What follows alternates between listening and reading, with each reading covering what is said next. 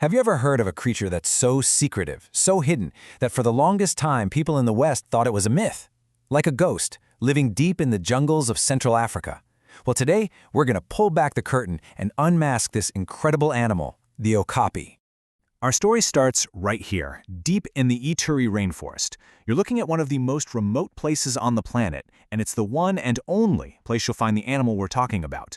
I mean, this is a world where sunlight barely hits the ground, a perfect place for secrets to stay hidden. And right away, here's the big puzzle. Just think about that for a second.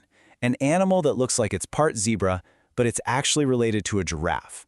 You can see why this totally baffled the first explorers and scientists who heard about it. So what on earth could it be?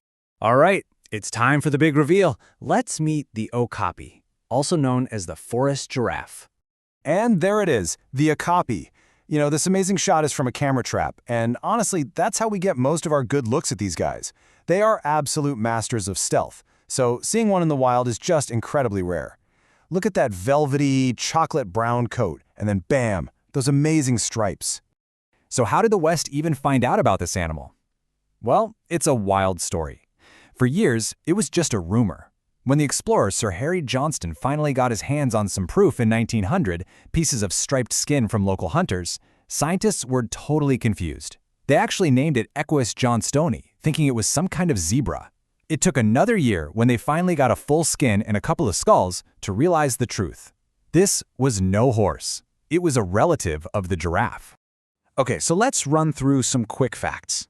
It's in the Giraffidae family, which means the giraffe, the famous long-necked giraffe, is its one and only living relative.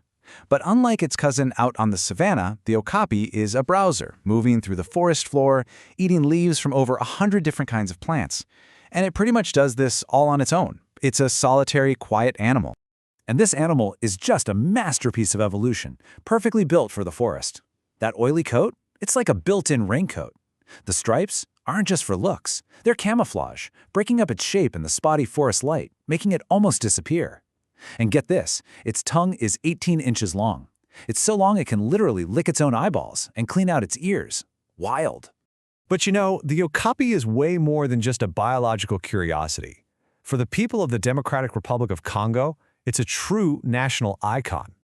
This quote from the head of Congo's Nature Conservation Agency just says it all, doesn't it? A precious national treasure. It perfectly captures the unique, mysterious, and beautiful wilderness of the nation. And you can really see that pride everywhere. On the left, that's the official logo for the ICCN, the government agency in charge of protecting nature. And on the right, that's the Okapi, right there on the money, on the Congolese franc.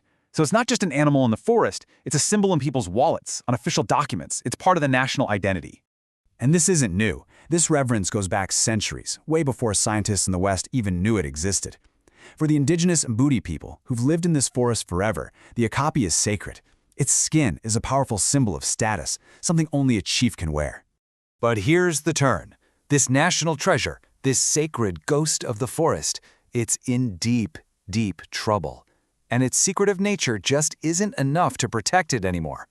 The big alarm bell went off in 2013. That was the year the IUCN, the world's authority on conservation, had to change the Okapi's status. It went from near threatened all the way up to endangered. That's a huge red flag. So what's going on? Well, it's a whole web of threats. You have the direct stuff, like poaching for its beautiful skin and for meat, and just straight-up habitat loss. But then there's the indirect stuff, which is just as bad. Illegal mining for minerals like coltan. Yeah, the stuff in all of our cell phones is tearing up its home. And maybe worst of all, civil unrest has brought armed groups right into the so-called protected areas. And to see just how brutal this can be, look what happened in 2012. A militia group launched an attack on the actual headquarters of the Okapi Wildlife Reserve. They murdered staff members, and they killed every single one of the 14 Okapis living at the research station. It was an attack on the animal and on the very people trying to save it. And this is what that pressure leads to. This isn't some historical photo. This is a chair made from a poached Okapi skin. This kind of demand is what fuels the illegal hunting that could push the species right over the edge. Okay, so the situation is really serious, but this story is not over. Because on the front lines, there are some incredibly brave people fighting back.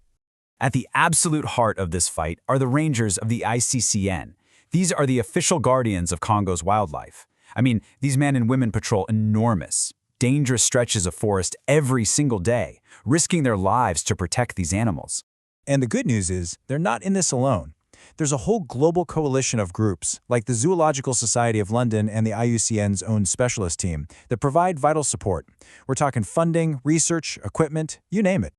And here they are, in action. Rangers getting trained up on modern conservation tools, like the very same camera traps that give us such amazing views of these animals. It's this incredible mix of local expertise and global conservation science coming together. But we cannot forget the human cost here. This quote, it's just staggering. In the last 10 years alone, about 350 rangers in the DRC have been killed in the line of duty. They made the ultimate sacrifice, protecting the Okapi and other wildlife. So when you look at this beautiful, quiet animal, you just realize its entire future is in our hands. It all comes down to the bravery of those rangers, the support from all of us around the world, and our collective will to make sure it survives. And to really drive home what's at stake, here's one last incredible fact. Scientists actually consider the Okapi a living fossil. Its evolutionary branch split off from the giraffes millions and millions of years ago. It's a true relic of an ancient world, walking around today. So I'll leave you with this thought. The Okapi is a living, breathing link to a prehistoric past. Are we really going to be the generation that lets it become just a fossil? Another ghost that vanishes from the forest for good?